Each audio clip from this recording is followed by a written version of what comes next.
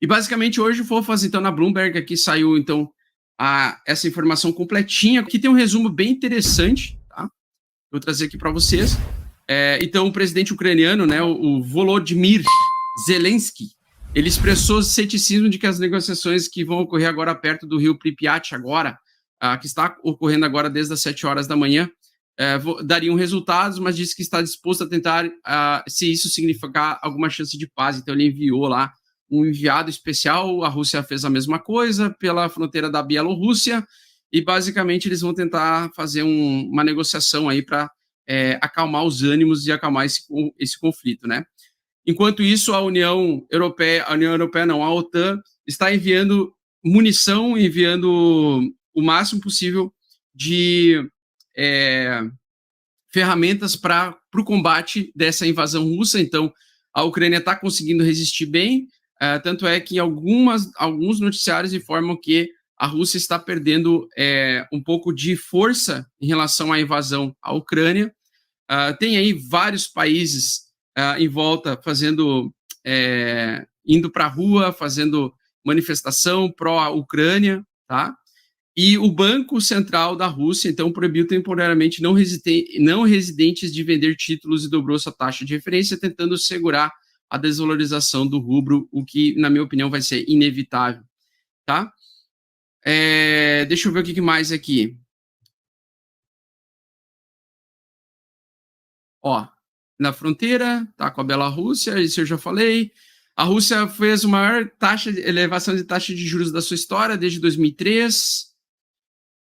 O gás europeu ficou muito caro, porque especulando que eles vão ter uma redução massiva aí do fornecimento do gás natural russo nos próximos meses, então eles estão preocupados também com a escassez de energia. Isso com certeza impacta na liquidez completa do mercado como um todo. A União Europeia também está propondo várias sanções aí para tentar isolar o máximo possível a Rússia, inclusive sanções a magnatas russos, né? Vocês já sabem muito bem que uma galera dos mais ricos do mundo aí vivem na Rússia, também na própria Ucrânia também. Nós temos aí alguns bilionários, né?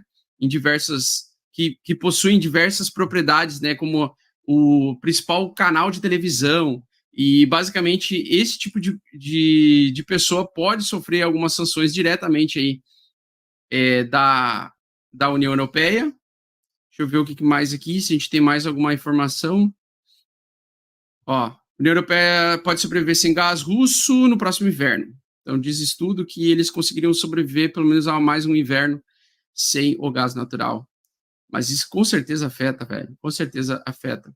Ações europeias com exposição à Rússia caem com novas sanções, basicamente é isso. Então, estão inundando de sanções econômicas a Rússia, tentando apertar o máximo possível ela, e por isso que eu acredito que é um dos motivos para que o Putin coloque forças nucleares em alerta máximo. Então, nas últimas 48 horas, cara, a tensão ela ficou gigantesca, ficou a um nível insuportável, porque do jeito que o Vladimir está se sentindo acuado, ele vai pegar e já liberou, né, o ministro de Defesa a colocar as forças nucleares em regime de dever especial de combate.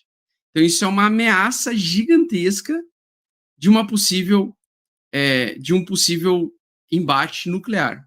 Tá? Isso aí é muito... Vocês lembram, né? Ele comentou que eles não iam fazer a invasão tirando duas cidades lá ucranianas. Ele prometeu que não ia atacar nenhuma cidade além daquelas duas, e do nada o cara na madrugada acaba atacando todo mundo. A própria Bielorrússia o presidente da Bielorrússia também acabou enviando mísseis, jogando mísseis também na fronteira com a Ucrânia.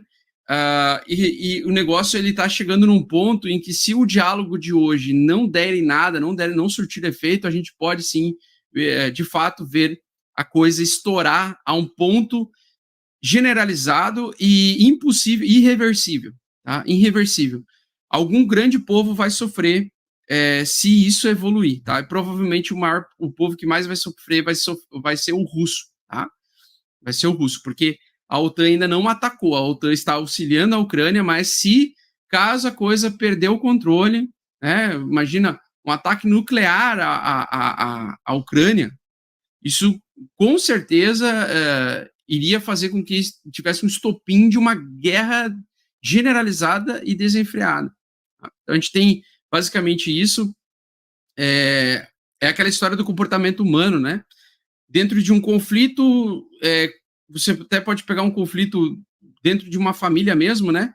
Se você começa a gritar com uma pessoa, a outra pessoa grita mais alto, daqui a pouco a pessoa que estava gritando mais alto, ela dá um soco, o outro devolve o soco, aí puxa uma faca, o outro puxa uma faca, o outro puxa uma arma, o outro puxa uma arma, o outro puxa um tanque, puxa uma bomba nuclear, porra. Aí a coisa ela vai desencadeando num ponto, num conflito, em que todos saem perdendo. Todos. Não existe vencedores na guerra, né? Não existe guerra vencida. Todos saem perdendo. Tá? Aí, aqui no Ocidente a gente fala muito, né? Os Estados Unidos ganhou lá a Segunda Guerra Mundial junto com os aliados. Aí a gente fala em o Vietnã, né? Os vietnamitas acabaram ganhando a guerra contra os Estados Unidos, né? É uma história ainda meio contraditória. Os americanos sempre vão achar que eles ganharam a guerra do Vietnã, mas na verdade, cara, em guerras você não tem vencedores, só perdedores. É só gente nova morrendo por conta de decisões idiotas que chegam no final, depois de um longo período de matança, sangria e destruição, tratados para que tenha paz, né? Mas por que não podia ter paz antes? É sempre conflitos, sempre interesses, é uma briga de interesses em que vai se escalando, a coisa vai se escalonando. E o que a gente viu nas últimas 48 horas, esse conflito Rússia e Ucrânia, é a coisa literalmente escalando a um ponto inacreditável. Tá? Tanto é que agora o cara já está ameaçando entrar com bombas nucleares nesse conflito, né, se for necessário. Um negócio completamente tenso, tá? A gente está vendo que basicamente a Europa inteira está contra a Rússia, né? Então isso vai ser muito complicado. Bom, então aqui nós temos as áreas que estão sendo completamente bombardeadas, né? Algumas áreas, algumas explosões isoladas ou ataques aéreos isolados em algumas cidades, mas o conflito mais tenso é justamente nas fronteiras entre Bielorrússia e a Rússia, inclusive agora. E se eu não me engano, Pripyat é onde é Chernobyl, né? É onde tem a usina Chernobyl. Então pode ser que seja ali próximo dessa região que está tentando ter aí a conversação, né, o diálogo entre esses dois países, tá? E a Ucrânia vem resistindo super bem, só que é um problema, cara, porque é aquela história, né? O enfrentamento direto faz o escalonamento da guerra talvez chegar a um ponto sem controle. Então eles vão tentar negociações hoje, né? Ainda o combate permanece lá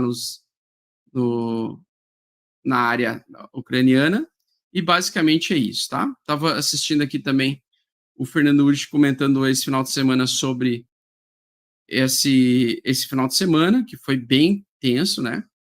E o rublo russo tem, então, desvalorização recorde nas bolsas asiáticas também.